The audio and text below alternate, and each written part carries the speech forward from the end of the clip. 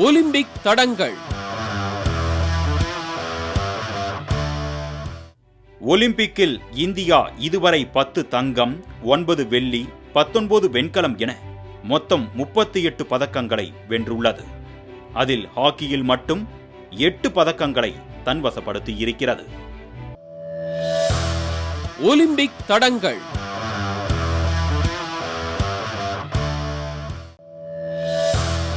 Olympic தடங்கள்.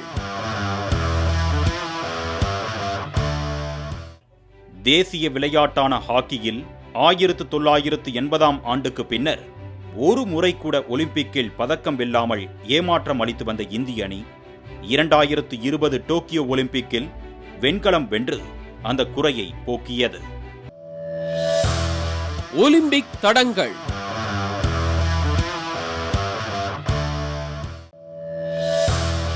Olympic தடங்கள்.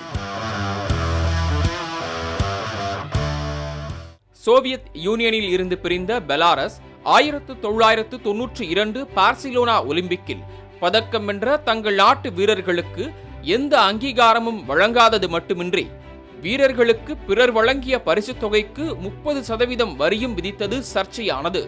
Belarus நாட்டில் நிலவிய கடும் பஞ்சமே ஒலிம்பிக்கில் பதக்கம் வென்ற வீரர்கள் பெற்ற பரிசுத் தொகைக்கு கூட வரி விதிக்கும் நிலைமைக்கு தள்ளப்பட காரணமாக அமைந்தது. ஒலிம்பிக் தடங்கள்.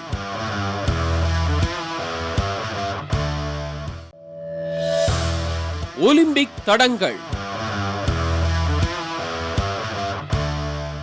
1952ஆம் ஆண்டு பின்லாந்தின் ஹெல்சிங்கில் நடந்த ஒலிம்பிக்கில் பங்கேற்க இந்திய மல்யுத்த வீரர் ஜாதவுக்கு திறமை இருந்தும் பயணச் செலவு ரூபாய் 11,000 தடையாக இருந்தது.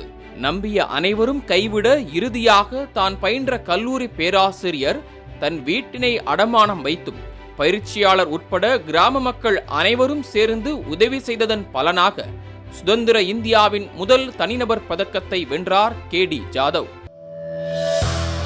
ஒலிம்பிக் தடங்கள்.